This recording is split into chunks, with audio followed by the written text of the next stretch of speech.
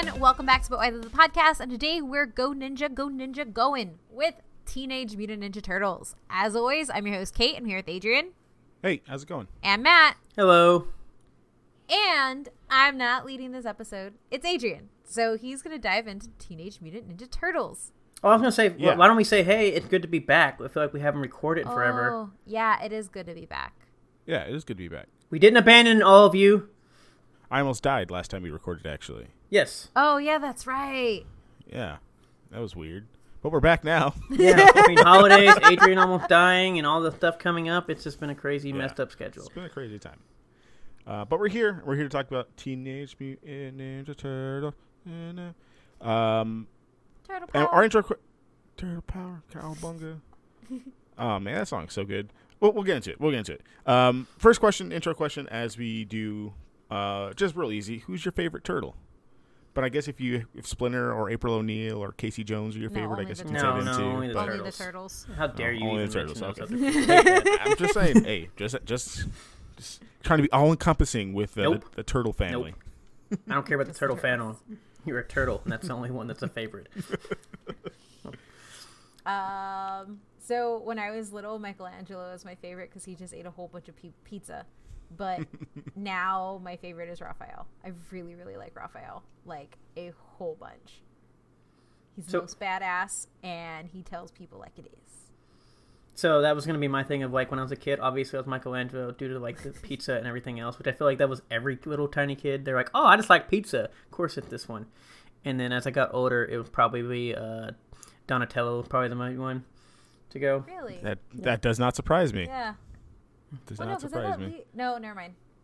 Yeah, Kate was Donatello gonna say for something sure. wrong again. So yeah, that makes sense. Do you actually know what you're talking about half the time anymore? Look, Matt. It's called depression, and it makes your brain Function better. Yeah. Allows you to focus on very simplistic things and meaningless things. Oh no. So yeah, mine. I've liked Raphael since I was a kid. This is mainly because when I was younger, me and my best friends we assigned each other turtles, and I picked Raphael. One, because if you know anything about me, red's my favorite color, so I usually just gravitate towards red things, and then if everything after that comes with it. But Raphael's like the big muscle guy, and I was always like driven to big muscle guys in groups. And then you just comes with like the sarcastic, dry, tell it like it is humor, and I like that about Raphael. And he's also like the best turtle in the live action one too, so that's always good. But yeah, that's my favorite turtle, always through and through. So for the background history, Wait. not What turtles would you assign to us? Matt's definitely Donatello for sure, because he's like the scientist and analytical. I'd say you're Leonardo. You're the captain of the ship. Why wouldn't you be Leo? Oh, that's fair. Yeah. And then Leia can be Mikey. Yeah. We got our next Halloween costume, guys. Yeah, we're gonna kill it. So for the background history, I'm gonna keep it kind of short, mainly just because I want to talk more about like how much Ninja Turtle stuff there is. And the background history is pretty straightforward. There's not like a whole lot of, when this is created, there's not a whole lot of like backstabbing and like people taking more credit than other stuff, which we've kind of seen when it comes to comic book characters, because that's where Teenage Mutant Ninja Turtles got its start. Pretty wholesome beginnings. So the Teenage Mutant Ninja Turtles, or TMNT, or Ninja Turtles. I do not. I refuse to refer to them as TMNT, and I hate that they went to that branding in general. But if you want my right off the bat hot take. So do you? But it's just an acronym. Don't like it. It's just an acronym. Either say the whole thing out or say Ninja Turtles. I don't got time for TM. Yeah, I was gonna say, like, do I have to say Teenage Mutant Ninja Turtles 46 times during this episode? You can say or Ninja am I Turtles. okay saying Ninja Turtles? You can say Ninja Turtles. That's probably what I was gonna go with anyway. So I think that's good. There are 4 fictional teenaged anthropomorphic turtles named after Italian Renaissance artists. and they were trained by their anthropomorphic rat sensei in the art of ninjutsu. Just reading that, yes, that's what we're going to talk about today. I just love the fact that they're all named after Italian Renaissance artists. That's probably like one of the best things about the Ninja Turtles. Yeah. Fun fact number one, they were actually going to name them after, they were going to give them Japanese names, but they thought it wasn't like silly enough based on the premise that they came up with, so they just went with Renaissance artists. So Renaissance artists are more hilarious than... Yeah, I thought it was hilarious. Yeah, especially when they're big turtles who really aren't that related to Renaissance artists literally at all. Another fact I found... I could reach there. Like, I could reach there for the personalities of those artists and what those artists did. Yeah. Because Leonardo da Vinci is the most accomplished of all of them, so it makes sense that he's the leader. It also, like, gives me, like, more perspectives. Like, did Michelangelo really like pizza? Did the original really want to like pizza that much? But funny enough, for Michelangelo specifically, they misspelled his name, the two creators. And due to copyright stuff, they didn't change it until like their copyright thing left. So like for 20 years in the comics, Michelangelo's name was spelled incorrectly for the first 20 years that these people were in existence, which is hilarious to me. Basically, and then from these TMNT turtles, from their home in the sewers of New York City, they battle petty crime, criminals, evil overlords, mutated creatures, and other alien invaders who are attempting to remain hidden from society. Crazy premise, but somehow it works to grow into this giant turtle power phenomenon. They were created by Kevin Eastman and Peter Laird in 1983. Basically, like after the duo was just sitting around eating pizza, watching TV, they made up like a joke sketch of a turtle, and then they basically went back and forth creating turtle designs, and then they just jokingly put the title as Teenage Mutant Ninja Turtles from their comic studio / house combo, and then they just ran with it. They liked the way it looked, and they just ran with it because they were basically just two guys who got together with dreams of wanting to be comic designers, and they basically moved into a house together and made it their studio called Mirage Studios, and it went over so well they published their first issue of Ninja Turtles, and kind of like when we talked about Men in Black when it started out as a comic, it was the first Ninja Turtles was much darker and grittier. Like basically like they're killing people, they're chopping off heads, blood's flying, they're cursing, they're drinking. It's definitely a much darker version than How Ninja are they Turtles. teenaged? They're turtles. They age different. Yeah, turtles. I like turtles. Yeah, so and the cool thing is like when they made this first issue, because they initially thought it was just going to be a one-off. Like they killed Shredder at the end of like the first issue just because they were just doing it just for fun. But basically what they did is they made it a parody off of different comics, but primarily Marvel's and Frank Miller's Daredevil comic, which that essentially makes sense. A lot of the parallels are there. So Splinter, the giant rat turtle sensei, equivalent to Stick, Daredevil sensei, Stick, Splinter's wood. There's some stuff there. The Foot Clan, basically the ninja clan that is one of the biggest enemies for the Ninja Turtles. And then Daredevil has the Hand, another ninja clan, so very on the nose there. Body part. Another body part. And then basically the way that they get their powers are pretty similar. Eastman and Peter also said that it was the same canister here. This is not Marvel canon, but the ooze canister that gave the Turtles their powers is the same canister that hits Matt Murdock in the face that gives him his powers, is what they said. This isn't canon, but the things are similar, getting their powers from radioactive substances completely by accident. Other influences for the comic were, again, Frank Miller's Ronin, basically a ninja in New York City, New Mutants, Teenage Mutants, obviously, and Dave Sim's Cerberus, which features the anthropomorphic fighting aardvark. That part, and then also the part that Dave Sims published this comic independently for basically its entire run, I think it's 300 issues or something like that, which is basically what Peter and Eastman did. They did this comic for the vast majority of its life, basically just through Mirage Comics in their little home / house studio. basically, after the success of the first comic, the duo was approached by a licensing agent, Mark Friedman, who wanted to help the two merchandise the Turtles into toys. They were turned down a whole bunch, but Friedman found success with Playmates toys as they were getting ready to expand from Japan into the U.S. But however, before they got like the go-ahead on the toys, they had to do a couple things, and the first thing they had to do was make changes to the original comic. So the original comic didn't have any distinguishing features. It was basically a black and white comic. No turtle was really different from any of them. So they had to go back and change that. They had to take out some of the cussing, which they turned into catchphrases like cowabunga and turtle power, instead of saying damn, which was a big word for them to say, which is consequently what Raphael says in the live action. He says damn a whole bunch. So they kind of kept some of that stuff in there. But at least for them to make toys, they had to make those changes. So that's where we get the 4 distinct turtles from. Leonardo, or Leo, the courageous and conscientious leader who wears a blue headband and then uses 2 katanas. Michelangelo, or Mikey, free-spirited comic relief who wears orange and wields a pair of nunchucks. Donatello, or Donnie, basically the tech genius who wears purple and wields a bow staff. And Raphael, or Raph, who is the aggressive, sarcastic muscle who wears a red headband and wields 2 sai.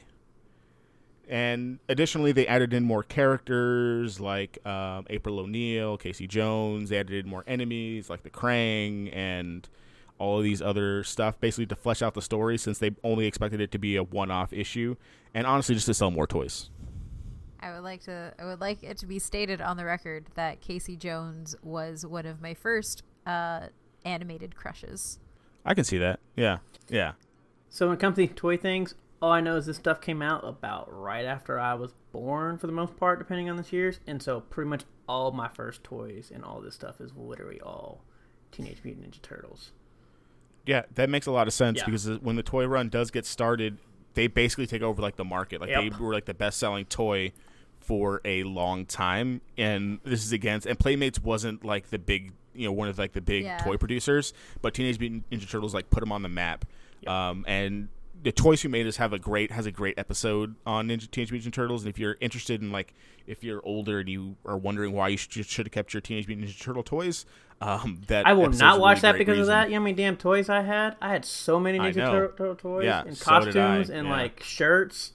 That's how I feel about with the Mighty Morphin Power Rangers toys, because I had the little flip heads. Yep, I had all those. Yeah, the flip heads. That's how I feel with Godzilla as well. I had all the Godzilla toys. It's been so bad watching all this stuff going, all the toys, and I'm like, I just want to be a kid and play with my toys, and I had adventures, and now you're telling me I lost out like on $10,000? No, you want to know the worst thing is every time I see something like that, I send it to my mom, and I make my mom sad, because my mom had this thing. If I did not pick up my toys, they got thrown away. And I didn't get replacements. So a lot of my really expensive or would be really expensive toys are in a garbage dump somewhere. I have no idea what happened to mine. I just got older, and I think they just finally either got talked out or given away. I think that most of them were given away, but it's just... Your mom didn't purposely ruin your childhood. No, I actually played with a lot of my toys. I did too. I just didn't pick them up. Apparently you didn't play with enough. They were thrown away. Yeah, now that I think about it, I don't, because I had, for Power Rangers specifically, and there's a tie-in, right? Because Power Rangers and Ninja Turtles had that crossover, so we're still on the same thing here. I don't really know if I had Power Ranger toys or like the knockoff ones from like the swap meet. I never really figured it out because like the heads never really flipped correct. Yeah, I don't know if they were just the knockoffs or they were legit. But. My grandpa used to give me a portion, like a little tiny amount of, because like, so essentially like we had 2 giant pecan trees in my grandparents' backyard, and my grandpa would essentially use the kids as labor, and he would have us go pick up all the pecans and then put them into the giant like white bins, and then he'd go sell them and he'd give us a little bit of money. And so I always used mine to buy little toys and stuff. So I had when I realized I needed to pick up my toys was when my mom actually threw away my pterodactyl Zord. Oh no! That I had spent a lot of money to go get, and I looked it up online. That thing is worth a lot of money. Makes me sad, but yeah. Yeah, but I also Know did have those Teenage Mutant Ninja Turtles. I had at that point I did care about April, and I had a little April toy. And then my cousin stole all of my ninja toys. I had a Shredder, I had Mikey, and I had Raph. And my cousin took them because he said they were boy toys. I'm still bitter about it.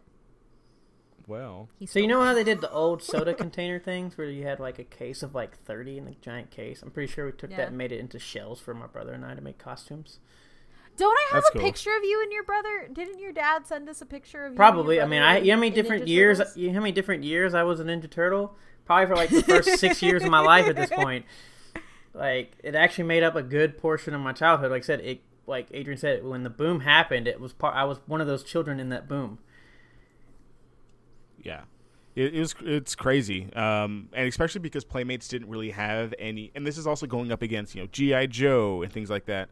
But I can't remember the number off the top of my head. But they owned basically like almost the entire market for like 5 years after they came out. When it came to Christmas sales and things like that, they were outselling everything. And they keep on selling stuff. Like it's still going to today. So basically, after the initial comic run and the toy run, the Turtles become an instant phenomenon, and it spins into animated television series, live action television series, animated movies, live action movies, video games, arcade games, amusement rides, a musical, basically everything becomes everything, and it's still going on today.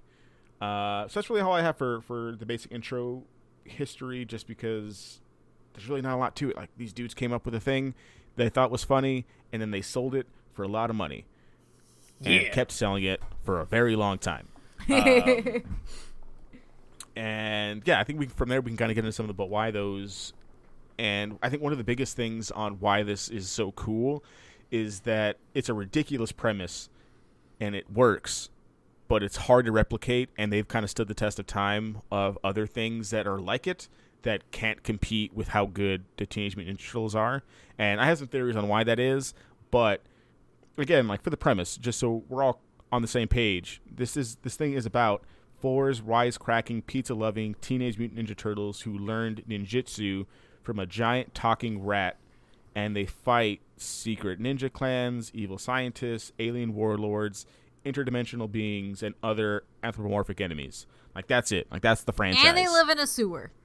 And they live in a sewer in probably one of the meanest cities on the planet, New York City. It's a very decked-out sewer. Yeah. And if you kind of look back before this, and we've talked a lot about animation, I think, this year, and there's really nothing like this before it. Before this, the big action series or things like Thundercats and He-Man and things like that, which do have some kind of fantastical anthropomorphic stuff, but not this related to what we have kind of in our everyday life. They're not like actual frickin' like He-Man has Battle Cat. Yeah, that's basically Battle it. Cat is not the main character. Yeah. I mean, the only other place I can really see stuff like this is maybe like the villain Spider-Man fights, because he does fight a lot of like Rocksteady, like Bebop and Rocksteady would totally fit in Spider-Man's rogues. Yeah, so like that there is, but really nothing else. And however, there is a lot of stuff that tries to replicate it, that magic of anthropomorphic action heroes that either got started off as toys or cartoons or comics. And I just want to run through a couple to see if you remember. In our show notes for our patrons, I did link some of these just in case you were wondering what this was like. But these are some of the cartoons I remember as a kid. There was Samurai Pizza Cats, Biker Mice from Mars. Remember that one. Street Sharks. Remember that one. And Street Sharks! Street Sharks. Plug Vin Diesel. With Plug Vin Diesel. I also did not realize that, because I rewatched the first live action movie yesterday, and before Raph like jumps off of I was watching like the reboot or something like that. I was watching the reboot, but in one of like the movies, like Raph is like, what would Vin Diesel do? And then like jumps out of a plane. So there's stuff there. Just the callbacks are great for Vin Diesel. Street Sharks, and then you have the subsequent spin-off from Street Sharks, Extreme Dinosaurs, which I had a bunch of toys of. Yep, remember that I had a bunch of Street Sharks, I had a bunch of Extreme Dinosaur toys. Another one of my personal favorite, SWAT Cats, The Radical Squadron. The second season of that show is so good. It's basically just a big anime. I remember this. Yeah. I've actually seen this one. Yeah. Same. You had Mighty Ducks, the animated series. That show was so good. I loved that show. Like, so I remember Street Sharks, Extreme Dinosaurs, SWAT Cats, and the Mighty Ducks. But the Mighty Ducks was like a legitimately good show. Like, I loved that shit so much. It's so cool. And the actual like logo is really cool, just like the duck bill, but it's a hockey With mask. a duck bill. Yeah. Oh. Then you also had Battletoads, which is basically like the video game attempt. Like the premise of Battletoads is almost exactly the same as Teenage Mutant Ninja Turtles. Others that I found, but I had no idea existed. There is this Road Rovers, which is like dogs, and they have a Doberman who speaks German, or who talks in German accents. But I want to watch it because it is puppies. I've seen Avenger this. Penguins. I saw Roadovers. Avenger Penguins, and there's this other really ridiculous one, Wild West Cow, Boys of Moo Mesa. What? Yeah, it's anthropomorphic cows, and they ride horses. It's kind of weird. So I don't know. Oh, I watched Road Rover. Yeah, I was like, I've watched Roadovers. And then you have Dino Saucers, which comes out almost exactly after they get their TV pilot, and it's pretty similar to what we get. It's kind of like Extreme Dinosaurs, but not as extreme. I saw this one too. So this cow thing is a little disturbing. Yeah, it's a little weird. Which one? It's a little weird. I watched some clips on YouTube. I don't like this one. Yeah. So this The one, other ones I'm okay with. This one, no. Yeah, so most of these, except with the exception of Dino Saucers, basically come out like early 90s or like very, very late 80s, like 89. But right when the comic launches, you have a bunch of comic knockoffs as well. So, and here's just some examples. These all came out in 86, which is basically 2 years after the original comic launched. Adolescent Radioactive Black Belt Hamsters, Preteen Dirty Jean, Kung Fu Kangaroos, Naive Interdimensional Commando Koalas, Cold-Blooded Chameleon Commandos, and it's just Geriatric Gangrene Jiu-Jitsu Gerbils. Why? Did Kate come up with all these comics? Shh. And while I have like profound love for a lot of these, Oh no! Street Those gerbils are terrifying. I thought it was gonna be cute. No, no, that is not disgusting. Cute. Oh, why? Yeah, those are not cute.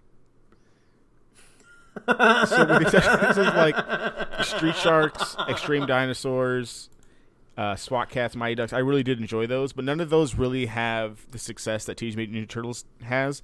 I think it has a lot to do with it being first, because like I said, there's really nothing like that before. No one's making green jiu-jitsu gerbils who are scary looking. Those are just turtles with hair. The hamsters are fine at least. Those are just turtles with hair. I'm telling you. But I think the bigger part of it is that it was able to have success in different mediums. Like they just wasn't just a cartoon. It just wasn't a comic. It just wasn't just for toys. And that's basically what those other ones really fall into. They were just trying to ride the coattails of, let's sell a bunch of toys, which they do, but they don't have the longevity that Teenage Mutant Ninja Turtles has. And I think being first has a lot to do with that as well. Any other thoughts on these rip-off ones? I think Beast Wars has a lot to thank to Teenage Mutant Ninja Turtles as well. I don't know if you'd have Beast Wars without I don't know. Ninja We Turtles. got. Are you still sad about the gerbils, Kate? Because they're really disturbed right now. I don't like it. I don't like. Oh, I saw gerbils and I got excited and it was like, no. Yeah. Out of all the ones here, gerbils, hamsters, koalas, I kangaroos, looked up all everything cute else. stuff. All the other ones look fine. The gerbils are terrifying. They're literally turtles with hair. I don't like it. I want one. So, fun fact, I did actually have seen a few episodes of the Wild West Cow Show. I recognize the I characters. did not know it was a thing. I kind of want it. I kind of want to watch the stuff. It's real weird. Very violent. It's a very Yeah, well, I think once you take humans out of the equations, they just do whatever they want. Which is possibly why. Which obviously I don't know if we were going to get into it yet, but yeah, no, that was going to be one of those things where I feel like that's why it ended up being so popular compared to like a GI Joe at some point, because like you said, when you take humans out, all of a sudden animals are just tearing people, cutting people's heads off, but they're like, it's just a turtle. Yeah, the funny thing is that, and we'll kind of get into this a little bit later, but as one of the fun facts. They actually, after they make the change from that first comic, there's never them actually killing anybody. I don't think Raphael or Michelangelo actually stab anybody, despite the fact that they have edged weapons. So I believe they do in Batman/Teenage Mutant Ninja Turtles. That would make more sense. Yeah. I think that would make more sense, yeah. Because, I found out, running the site and, getting all, these comics and stuff, there's some real dark Teenage Mutant Ninja Turtle comics, currently going. Yes. There's Shredder from Hell, or Shredder Goes to Hell, which is, oh, God. Yeah. Sorry. Yeah. No. Yeah. I mean, outside for the cartoons. Oh, and yeah, stuff. the cartoon. Well, I'm trying to think. I know they did it in the cartoons. I'm trying to think in the first two movies if there was anybody that died. I don't think so. But I couldn't remember quite. I don't think so. I mean, they throw Shredder off a roof and put him in a trash compactor, and then he's alive in the second movie, and then a whole pier falls on him. So I think he probably dies then. But yeah, because I knew Shredder had died, stuff, but I was just I don't remember if he got stabbed or what. It's been a while since I've seen this. Stuff fell on him, and then he got kicked into a trash compactor, basically, which is stab you. See, hilarious. That's fine if you don't stab somebody. Just throw them off the roof. It's like I'm saying, as long as you're not stabbing, as long as there's no blood, you can basically throw people off a building, and it just be okay. Yes, just because reasons. Okay, so from there we'll kind of talk about the different mediums that they've been in various degrees, and I'm sure we'll have a lot to say about the live action. And then some of the animated series. I think that's where, I mean, I had the toys, but I didn't read the comics. My big thing was the show and then the movies. Yes. But the comics is where we get the franchise from, and it basically continues to run with IDW Publishing today, but it basically stayed with Mirage Comics for the vast majority of its existence. And in between that time, between Mirage and IDW, it's basically gone through Archie Comics, Image Comics, as well as Dreamwave Productions, and it has over 250 main issues, I believe, with a bunch of miniseries and crossovers like we talked about. Ninja Turtles go everywhere. They go with Batman, they go with the Power Rangers, they go with basically just anyone you can think of.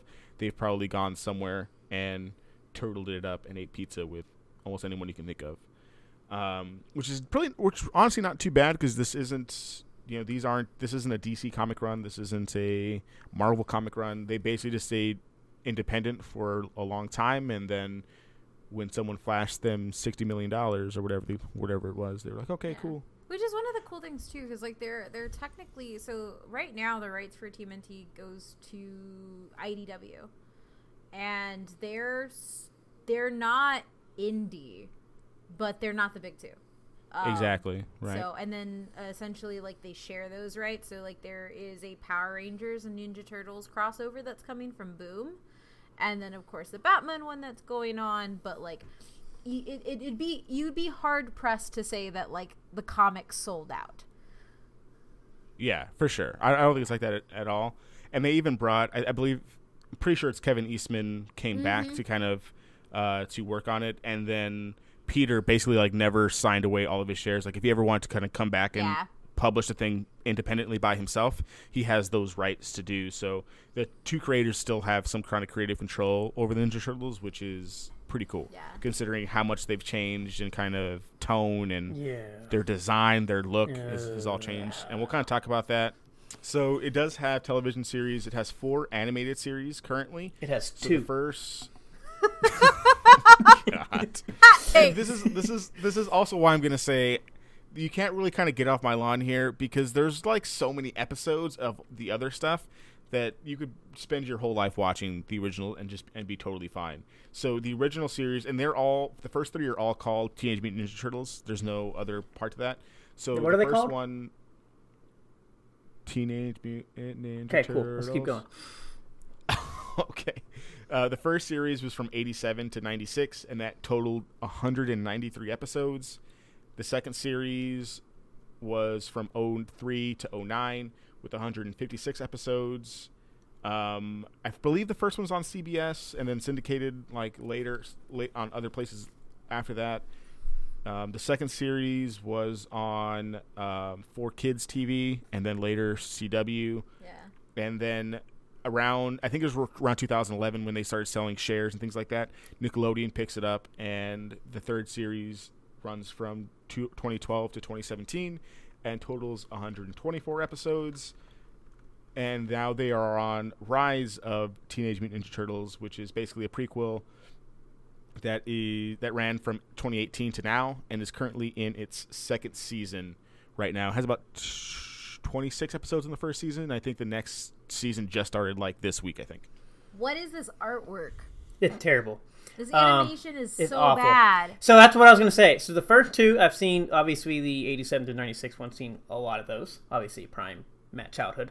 And then I've seen quite a bit of the 03 to 09 stuff. And then I don't know what the hell they do with this animation and all the other stuff that they do with these tones and everything in the last two. I know they end up being semi-successful, but I just can't watch them. They're the third. Yeah, I was in the same boat for the third one. The CG but the third, is real weird. The CG is weird, but I hate it. It's still pretty good. Like, it's still better than most things out there. I have seen none of this new one. I've seen none of the new one. I know the other, but I've seen the artwork. I've heard it's doing pretty well. Yeah. Except this. I mean, I like this different animation better than like the CG in the third one. The third one is awful looking. I tried to watch the third one because I remember it just kind of came back and it was kind of like had a thing, and I was like, oh, I got time, and I was just like, I hate the way this looks. I really liked the 2003 one, like a lot. Yeah, that was really good. I liked the one that ran to 96, obviously, because that's like childhood. But like I think like my favorite was that second one. Yeah, I agree. I think that's pretty common amongst people in our age range, just because it's good. Yeah, it's really, really good. Yeah. This new one though, I just don't want it. They don't even really look like turtles. No, they don't, and that's why I can't. And they have like They made them like it looks like 1992. We're making first gen like video games when everything polygons. Yeah, I'm not sure. It kind of looks like a little Ben 10-y to me, which I like because I like the animation like in the first Ben 10. Yeah, but they actually have curves in Ben 10. This one just has like corners. I just think Raphael looks dope, and that's all I care about. Is it because he's big? You look how big he is. He's huge. He's a chunk. He's a thick boy. Look at that. He is a thick boy. I don't know. I could do a Lizzo boys thing, but to Ninja Turtles. Yeah. Shh. I like big boys, itty bitty boys. Just saying. There's one for everything. Oh my gosh. Okay. So from there, we'll move on to staying in TV, the live action series Ninja Turtles: The Next Mutation that ran from 97 to 98 with 26 episodes. If you want to go watch this, you can go watch it on Netflix. But if you want to go watch all the good stuff, you can't. And it is so awful. Good. It is awful. It's so funny. I literally tried to rewatch this probably about the year I met you. I was actually in the process of attempting to rewatch this, and it is just so bad. I liked it. I believe it's 2 seasons, if I remember correctly. It's like 2 short seasons, or if it's 1 long, I can't remember exactly. So it doesn't. I liked it outside of that weird ass female turtle. That female turtle was real weird. I'm like, why give her boobs? Don't do that. That is also what I was gonna say. That's not how turtles work. She's got the coolest color because she comes in with teal, and I'm like, oh, we got teal. This is cool. I like teal. And then I'm like, what happened to you? Why do you have boobs? That's a turtle. You guys didn't like Venus? No. The female, the turtle. I've tried rewatching this thing on Netflix 3 times, and I cannot do it. It's just so bad. But every time I see it, I get excited. I'm like, oh yeah, I can watch Ninja Turtle. And I'm like, oh, and then about 2 episodes in, I'm like, oh, this is awful. A female turtle was just not a good idea. It was a good idea. You just don't need to put boobs on a turtle. Yeah, like, it wasn't like she was necessarily bad. She just Venus is cool. The rest of her design is great. Don't put titties on a turtle. Oh, it was. You don't want to sexualize the turtles? No, it was just so weird. Yeah, so like, if you want to talk about like controversies between Eastman and Laird, like this is probably the biggest one where they weren't sure whether or not they should do this. Like, Peter Laird was like definitely did not want to put that in the thing, and Eastman was more like, "Hey, money." It seems like. Hey, turtle But that's boobs probably, can sell.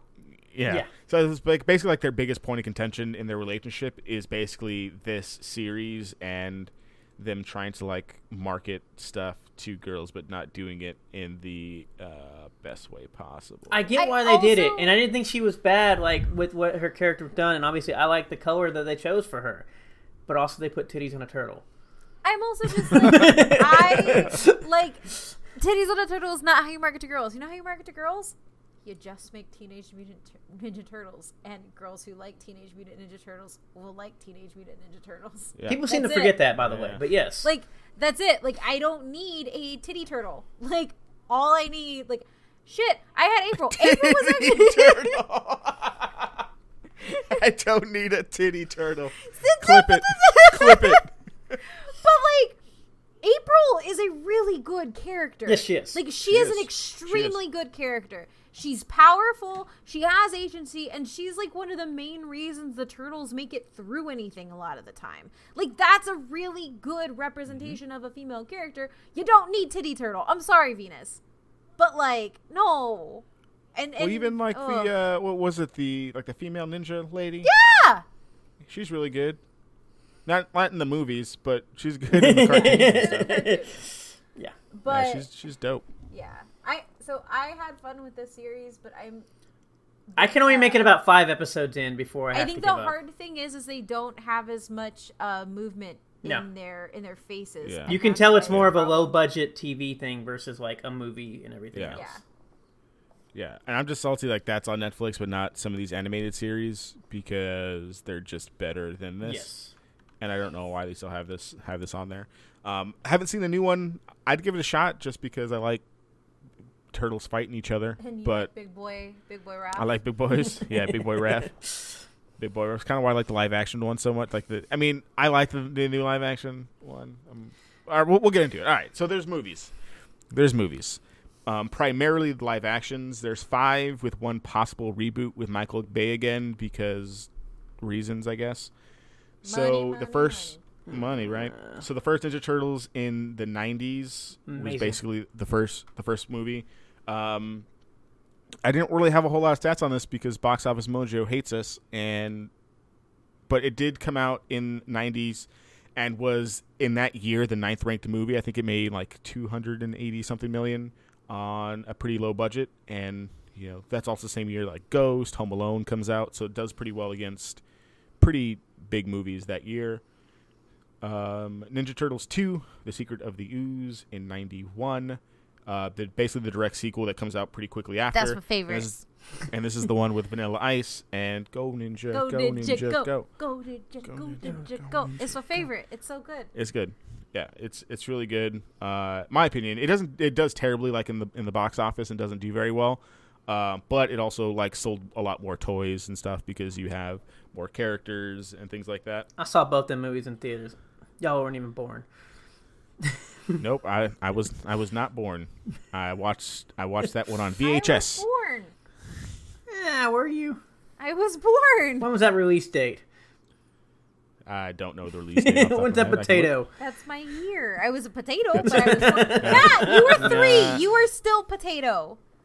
It was March 22nd, 1991. Oh, no. Yeah, you weren't so we were pretty far off. You were like just being conceived, Kate. Like that's what that was.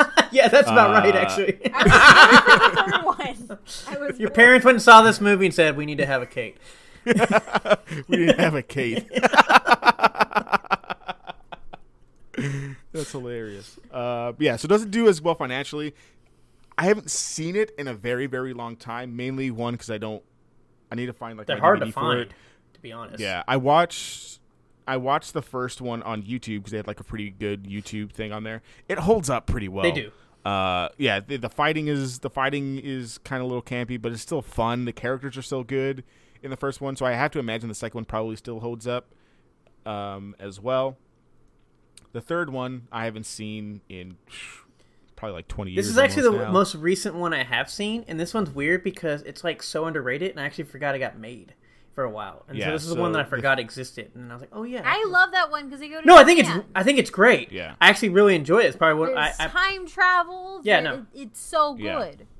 Yeah, I haven't seen this one in a long time. I know it's weird that they like speak English randomly sometimes in it. Like, It is. what's going on here? But I remember it being good. But also, again, one of those things where am I supposed to go watch this movie at? I know this was the most recent one. I watched easily. it a few years ago. I can't remember if it just happened to be one of those they put on Netflix for like a week or something like that, and during an event, like maybe in like the release of like one of the animated shows or something like that. But it was pretty good. I mean, from what I've seen, like I said, it's been maybe a few years since I've seen them, but I've seen them at least within the past 5 years, all of them. Actually, it's not true. I haven't seen the first one, but I also think like these movies really ruined any perspective that I have for live action that doesn't use practical, because yes, and it's also like I don't know if the second Michael Bay Teenage Mutant Ninja Turtles is a good movie, because I could not get over the fact that they did CG for the turtles. Well, let's get to those movies before I don't, but I'm just saying, like the like the actual design of the turtles in the live action movies in the 90s is beautifully done. Like the faces move really well, the bodies are real. Like it I don't know, it kind of like when I think back of like movies that gave me like that magical feeling as a kid, like, oh my god, this stuff might be real. It's Star Wars and it's Teenage Mutant Ninja Turtles because of the use of practicals. Yeah, it works out really, really well. Like I said, it holds up. Like if you go watch it on YouTube, you can watch it on YouTube for free. And I'm surprised at how well it holds up. Like it's not. I mean, you can tell like they're dudes in a suit, but they're dudes in a suit who are moving pretty fluidly. Like Power Rangers could never. But then you have the Michael Bay reboot series in 2014, which is just Teenage Mutant Ninja Turtles, and that was just the title of it. Teenage Mutant Ninja Frogs. Frogs. Battletoads. I just got a meme idea. I'm gonna tell my kids these are Battletoads. Don't do it. Yes. Oh, God damn it. I didn't have a problem with this first movie personally. I thought it was like an okay introduction movie. If they did a second one, and they did do a second one, so I thought it was fine. TMNT Out of the Shadows in 2016 is the most recent one. This one's free on Prime Video if you want to go watch it. I think it holds up well. You get the Krang, you get the crazy doctor guy.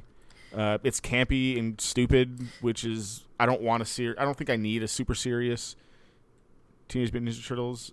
It is like Skybeamy and Michael Bay-y, but if you look at it as like, is this a Ninja Turtles movie? It's pretty much a Ninja Turtles movie. So I know the first one I saw it one time, and I couldn't get past what they looked like, and so it was hard. I know the Outer Shadows one, I was kind of excited to go see it, and then I don't know, just never ended up seeing it. I don't believe I have seen it, but it did look a lot better than the first one, and like it did seem at least promising. Also, know it's sadly, I think it kind of bombed. I think both of these bombed, if I remember correctly. Yeah, I mean they don't do super well, but like they do Michael Bay okay. Do they do Michael Bay okay? Michael Bay was banking on Transformers making like millions of dollars and putting out some of the worst stuff we've seen.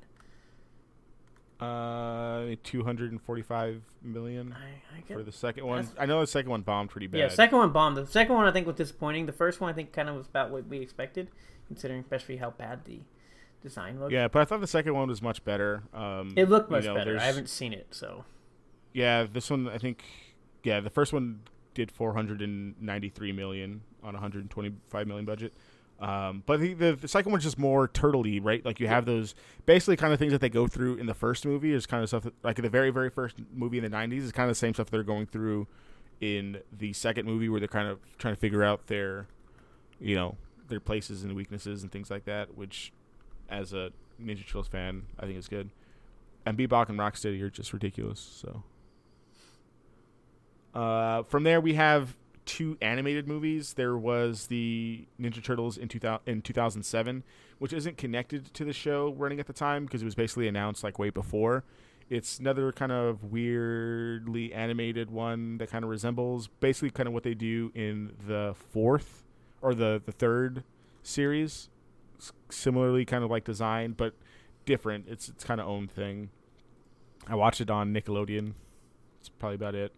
And then Rise of TMNT is to be determined. It's just based on like the latest show. Okay. And that's basically all we got for movies. So 5 total with a possible reboot for Michael Bay soon. So Yeah. Hold on, possible reboot again, or just like another continuation from out? From what I read, it was a reboot. Like So a they're- reboot of his reboot.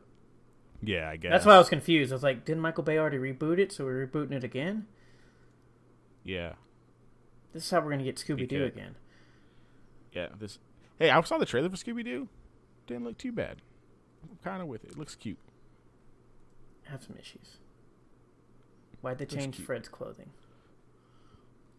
I don't know. It I kind don't of know. I was more focused on it Scooby-Doo actually being surprisingly bugged me more than I thought it was going to be. Once somebody, and I looked at it, I was like, that looks off. And then somebody mentioned it, and I was like, that really does. Why is this bugging me? But anyways, So for video games, like anything, and we've talked about this multiple times on the show, but in the late 80s, early 90s, if it came out, there's a bunch of video games for it. But I don't think any are more popular, or you've undoubtedly played these in an arcade somewhere. Either Teenage Mutant Ninja Turtles 2, the arcade game, or Teenage Mutant Ninja Turtles, Turtles in Time, which both kind of follow the the Simpsons game, like the scrolly. played both of them. They were both great. Also, Yeah. there was a Super Nintendo Teenage Mutant Ninja Turtles, which I think was the first one is basically a port of Yeah. the NES to arcade. Yeah. which is also great, and I owned for a long time. Which is, I'm sure, another game that probably is worth a lot of money that I have no idea where it ever went. Probably worth a lot of money. Yeah. He's beat the game And I know 10 that times. there's plenty of contentions here. Even our editor producer Jason actually came in while I was doing notes and wrote that the TMNT arcade game is greater than the Simpsons arcade game, and said, "I have spoken." The That is fair. Ninja Turtles one did come out first, but I know that might be a point of contention with some people who are Yeah. arcade people. So I don't just real quick. Which one did you prefer? TMNT. The TMT Same. one. Yeah. Okay, same. But also- I know people who like the Simpsons one better, mainly because like Marge was like hitting people with vacuums. I mean, it was great. I mean, I enjoyed the Simpsons one. It wasn't like it was bad. I just enjoyed the other one. Yeah. Not using Twitter logic here. I can like something else more, and the other thing can still be good. Yeah, still exactly. Yeah, definitely. So also, obviously, the toys were basically put Playmate on the map, and after the changes to the characters were made. I won't go too much into the toys, mainly because it's basically they made a bunch of money off toys. But if you want kind of a more straightforward take on just the toys alone, Toys Who Made Us has a great episode that I recommend if you want to go kick yourself for letting your mom throw out your Ninja Turtle toys. No. That's why I refuse to watch that show, because of how many those toys. I'm like, I had all this, and now I have no idea whatever happened to them. There is also a musical coming out of their Shell concert tour. The tour featured live-action turtles playing music as a band, Donatello on keyboard, Leo on bass guitar, Raph on drums and sax, and Michelangelo on guitar. On a stage with a familiar plotline, April O'Neil is kidnapped by the Shredder, and the turtles must rescue her. I put the link to it, like to the full show in 60 FPS on the show notes. It is basically nightmare fuel and not good. It is Oh, so amazing. I shouldn't have clicked this. Oh, it is amazing. It is. Oh! It's, It is not amazing, but it's hilarious. yeah, it's Yeah, thanks I hate it type situation it's where great. it's not. It's amazing. Great. Yeah, go click on that. It is over the top Yes. with like rock ballads and all kinds of craziness. It's not good. It's not good. Sorry if you like it. I'm sorry, but it's not good. It's amazing. What are you talking about? Basically, altogether, the franchise is currently at $14.4 billion to its name, making it the 36th highest-grossing media franchise, beating out franchises like Sailor Moon, SpongeBob, Final Fantasy, Star Trek, Superman, that are all in the top 50. And will probably keep on going because they have the show, they have another movie coming out, so I'm sure that this will grow. But top 50 for something that was basically produced as an indie comic for the majority of its life, I think is pretty good. I think it's also pretty good considering outside of, like we said, mainly the toys, like we do have a good, like 2 video games that are great, but then like outside of that, there's no video games for them at all, despite even that we have all the shows. And if there were, it's like something I don't recall, like they weren't big. Exactly. Yeah, exactly. They made just a kind of mobile just made, game that 10 people played, but there wasn't any. Exactly. When I was going through it, it was a bunch of like iOS games. Yeah. There was a bunch of there was like some crossover games. There's like some tabletop games, but really it was mainly just the arcade games that where they got, because once the new movie started coming out, they made like a 2007 game based on the 2007 animated movie, but I mean, I didn't play it. Yeah, as I said, because like I know it's been big and it's been done well, but it is surprisingly how long it's sustained just off of basically a TV show. And maybe a TV show and selling toys. A bunch of toys on is where they get a lot of their merchandising money from. Yeah. I think the movies themselves have averaged like 1.5 billion. I mean, I know they've done well, but they haven't done anything crazy. Terrible. Yeah. They haven't done terrible, but they haven't but done amazing. Like I said, you mentioned what 250 million out of. I mean, Frozen probably beat that whole movie from 2016 this weekend. Like it's not like they're outselling $1 billion per movie. And then obviously the 90s. I mean, I guess if you do inflation, they probably will jump quite a bit, but still. Yeah. 'Cause we have a long gap of like 10 plus years between movies. I mean, live actions. Mm-hmm. And I don't know. I think it's done well for just basically being toys and in a TV show. I agree, but I missed the most of that because I couldn't stop watching that musical. It's amazing. They're basically just so basically they make 13 billion of that 14 million off of merchandising sales. That's insane. Like it's because I will say, like, because as much as my brother, because we talked about it a little bit on the Scooby-Doo episode, like me and my brother both have like fond memories of Scooby-Doo, and so do my parents. But the Ninja Turtles is like, so far as I can remember, is the only thing that we both had like childhood toys of from different periods that weren't hand-me-downs. Like, we both had our own toy memories with Ninja Turtles because my brother also loved the Ninja Turtles. Yeah, because even if you look at like the list here, if you look at their merchandise and sales compared to stuff that's doing better than it, like it sells, the merchandise for that sells better than Pac-Man. The merchandise sells more than Avengers. The merchandise sells more than The Simpsons. Like they sells more than things that. So even if let's look at the top stuff here. I mean, because even then, like we kind of mentioned before, of like giving your children turtles and letting them do whatever fighting stuff is, campy versus like I gave them Avenger toys, which at the end of the day is still just humans with superpowers. Yeah, I mean, Dragon Ball's at 16, and Teenage Mutant Turtles does more merchandise sales than they do, more than the MCU like together. Like over, I mean, obviously shorter time period, but they have sold a lot of toys, a lot of play sets, a lot of sewer play sets and the trucks and all that kinds of stuff. So they've done a lot just from two dudes who wanted to make a comic in their studio house while watching bad TV one day. So moving on from there, I think like the basically last kind of thing that I wanted to talk about is kind of just like the message of teamwork that this show kind of portrays. And I think one of the reasons why Ninja Turtles resonates with people outside of just kind of its outlandish presence is like the heart of the show at the end of the day. It's all about teamwork, all about family and respect and honor and things like that. I think that resonates well with me, and I know it resonated with my friends because we all kind of made each other into Ninja Turtles, right? The creators were basically two like-minded guys who wanted to chase their dreams of being comic creators. And unlike some of the other franchises that we've covered, there isn't like a huge controversy between like these two like stealing ideas or taking all of the credit, which we've kind of run into a few times on some of our franchises and characters. And I think that really translates to how well the Turtles and Splinter work together. There is a little bit of fallout, but nothing like we've covered before. They basically fell out because they kind of just grew apart as they grew older, but they didn't, steal his ideas, and we think that one of them did more than the other, and no one kind of knows. It's not like the Batman situation, because that one was bad. And what I take from this series is basically this. So first and foremost, I think family coming from unlikely places. As the Fast and the Furious fan, I love how the show basically shows that family being more than just blood. So you basically have 4 turtles, sometimes 5 with Venus if you like the animated or the live action show.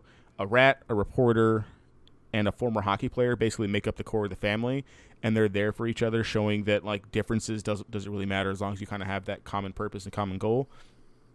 And can we also like just say that if these two wanted, if these dudes wanted, they could like take over the city. They're 4 giant ass turtles who can fight really well. They could probably take over New York if they wanted, but they don't. And I think that also shows it doesn't matter where you start. It's all about what you do with what you got. So they're literally sewer-dwelling creatures who could have easily taken over New York, but chose not to. And they do mess up a lot. They're teenagers. They do dumb stuff. They fight, but that doesn't stop them from trying to be better. And each one of them has to deal with their own character flaws in their own way, and they have to like balance it out with their strengths. So one of the common themes is Raphael and Leo, kind of vying for who's going to be the leader and not listening. Mikey just doing just not thinking things through and doing things incorrectly. Donatello overthinking things with science instead of just kind of going with like the flow. Those are all things that they have to deal with, but at the end of the day, it all makes them better. Which leads me to one of like the biggest things that I find important for this show is that you don't have to be good at everything, but when you find something that you're good at, like master that shit and like be really, really good at it. So all 4 turtles contribute to the team differently, right? With Leo being the leader, Raph being kind of the muscle, quote unquote, Donnie being the science guy, and Mikey being the kind of comic relief. Like those all play differently into their teams, and they're all pretty good fighters, but they all mastered their own weapons, and none of them can use the weapons as good as the person who mastered that weapon. And when one is missing, they feel it. But even more to that, there's nothing wrong with like staying in your lane. If you know that someone knows something better than you, then be okay with that. Like none of them try, like Raphael doesn't try to be the science guy. Mikey doesn't try to be the leader. Like they just all kind of stay in their lanes because they know what works and what's important for their overarching goal. I think that's super important. Yeah, I think that we've actually had this conversation at work. So I work on a team that's now up to 5 people, but it was a team of 3 of us, and we had to cover like a lot of stuff at work.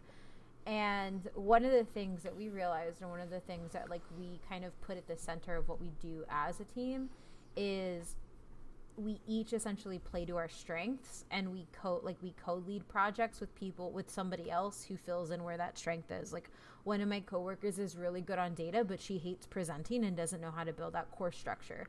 So she does all the data and the tools, and then I do the presenting and I build out a course structure.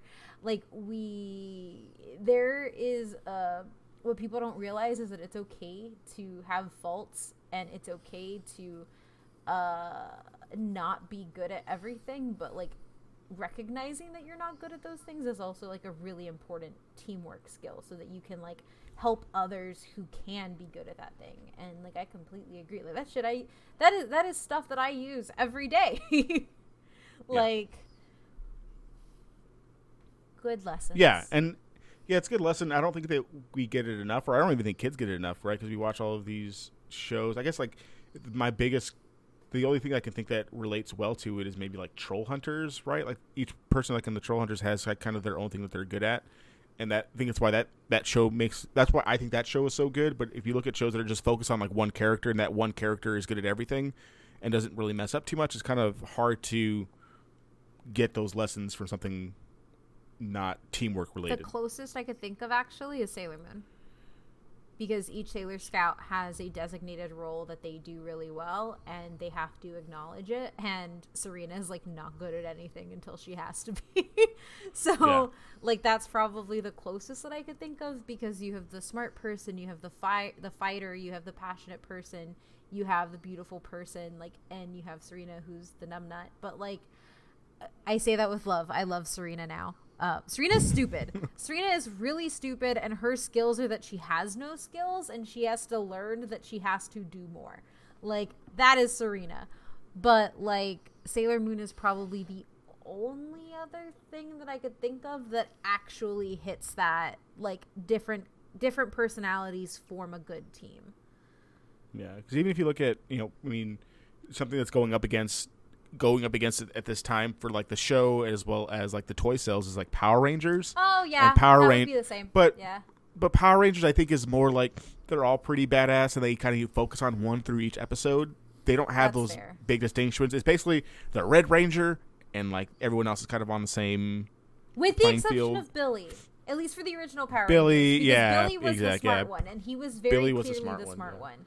But yeah, I agree. Like they have a large cast, but like they don't really use the cast like in those roles that much. Yeah, there was intentional ways for Eastman and Peter to tell this story that I think really comes through with how well these characters are fleshed out, and they really haven't changed. Like they haven't like gone through and changed their character traits. Even though we've seen 4 different animated series, a bunch of different movies, that's basically the through line through all of it. Yeah. I think that's really great. And then just kind of finally, just with the overtones of Japanese culture that values like respect and discipline, I think that Ninja Turtles really ranks up there with shows when you're trying to teach kids on how to live your life and how to how to be like a good person and work well with others. I think this show ranks up there with shows that I'll show my kids, like, this is what you should do, be good at stuff, eat pizza, and do the right thing. I think is what you kind of get from this ridiculously premised franchise.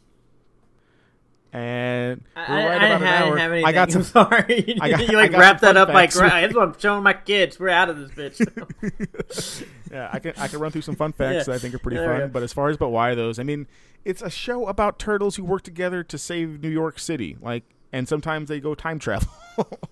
It's silly and ridiculous, but I think at the end of the day, the reason why this show matters so much to me is those lessons and learning how to deal with people. And I have really fond memories of doing this with my own friends. We all have things that we're good at, and I think we learned that really early on because of shows like Ninja Turtles. Maybe not so much as we watch Dragon Ball Z. At the end of the day, Goku, Vegeta, sometimes Gohan or Come Save the Day.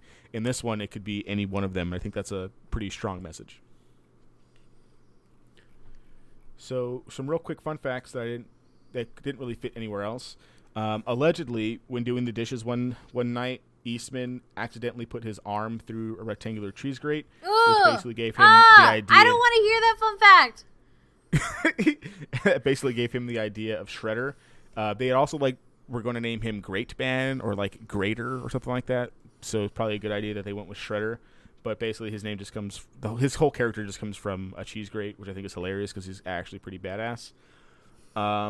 When Ninja Turtles arrived in the UK for the first time, the name had to be changed to Teenage Mutant Hero Turtles, since local censorship policies deemed that the word ninja was too excessively violent in its connotations for children's programming.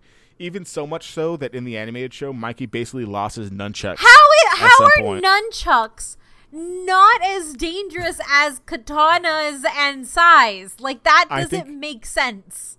I think the reasoning was, when I was reading up on it, I think people were getting nunchucks because they're probably easier to make your own nunchucks than it is to make a katana. So I think they got banned because they saw an uptake in kids beating the hell out of each other in playgrounds. I have totally made improvised weapons as a kid. So my favorite was that South Park episode. So do you all remember in the Power Rangers movie there was the woman who helps them and she has the whistling staff when she spins and whistles? I broke my chicken limbo to do that. Oh my god. My mom was pissed. And you're the reason why Mikey gets his nunchucks taken away. Yeah. We also used to make nunchucks with string and paper towel rolls. Yeah. Yes. Yeah. As the Turtles, obviously Turtles love pizza, and this basically created a vying for who would be the one to represent the Ninja Turtles in the pizza industry, and it caused a fierce battle between the pizza giants. Eventually, Pizza Hut was able to secure a $20 million marketing campaign with the movie, but if you remember in the movies, it's Domino's who got the privilege of feeding the Turtles in the movie. Which was always kind of weird to me because I remember Pizza Hut having all these commercials, but them eating Domino's I just remember Domino's had the 30 minutes or it's free thing. Yeah. And then they obviously reference in the movie. Yes, which they also then got rid of because they realized traffic exists and their drivers suck. But yeah. Yes. And just lastly, I thought it was a cool fact. The first issue of Ninja Turtles sold for $70,000 in 2012, and basically copies of that initial run range from $4,000 to $20,000. Oh, shit. Yeah. You should have kept your comics too, basically. Nah, the toys were way better. True. But that's all I got. That's the Ninja Turtles. And again, if you want more kind of deep into kind of that history, which we kind of had a nice overview of, the Toys Who Made Us episode is really good for the Ninja Turtles. Awesome. Yeah. I don't really have anything else. I don't have a super deep connection to the Ninja Turtles. I love them a whole bunch, and my cousin stole my toys. and told me I couldn't like it. I mean, I guess I feel like I did, because like I said, this was probably the first, I guess, toys that I can remember, and the first, I guess, franchise I ever remember as a child. Like, this was probably, like as Kate mentioned, if you can actually find any young photos of me, they're probably Ninja Turtles somewhere in there, and so I do remember them. Like I said, I did watch all of the stuff and most not. I've had trouble watching them of late, just because I hate what they've done with the animation and their design, sadly. And so it's been a struggle to watch. But as Adrian mentioned, there's still like there's so much older content that it doesn't ever bother me. And a lot of the older content is actually, like, especially when it comes to the movies, is way better than what we get now. Yes. Which is always I do wish we'd get some more games, because I do remember playing the older side-scroller games, and it's been weird that I franchised this long, which then again, we've just kind of discussed over, like, this year, actually. We bring up a lot of these animated stuff of, like, there used to have a ton of video games, and video games used to come out every year of, like, different things, and now they're a dime a dozen, maybe. Or they went from a dime a dozen to maybe there's barely any. Which is funny that you say that, too, because, like, everywhere else we have, like, movies being remade and rebooted nonstop. Yeah. But video games, you get originals, IPs, like, nonstops. Yeah, like I said, we get a Call of Duty every year, but we haven't had I can't remember. Like I said, obviously I don't care about the iOS games. They probably, like, 12 people played, and it probably cost you $30 to play for an hour. But no, obviously I'll always have a soft part for Teenage Mutant Ninja Turtles. They were definitely a big part of my childhood and everything else. But we'll see what happens, I guess, for me. Reboot of a reboot of a reboot. I just really want to watch Secret of the Ooze. Me too. I do actually want to watch Out of the Shadows, and for some reason I've always just kept saying it, but then I was just like, I don't know if I'm ever going to get myself to do it. I think it's on Hulu right now. No, it's on Prime Video. It's available. It's really easily available, which is weird that, like I said, you can't find the damn 90s ones. But yeah, that's kind of a pain. Yeah, I don't know. I think from what I was, like, reading, they're kind of, like, in a down slope, and they're kind of hoping that this new show picks them back up, just because they haven't. I mean, I guess they have the comic run going on IDW, but that's obviously not driving the bulk of their income from what we saw. So, hopefully they keep going and we get not Skybeam Michael Bay movie, because they've already fought the Krang, so I'm not sure what they're supposed to do now. Yeah. Ninja Turtles, go Ninja, go Ninja, go Ninja. Kate, get us out of here. So good. I'm hungry. Yeah, as always, if you want to help support the show, head on over to our Patreon, patreon.com/ButWhyThough.PC. You get access to all these awesome research notes that we spend countless hours crafting. A lot of hours, but not countless. It's really cool. You have all of our little notes, all of our links, all of our references.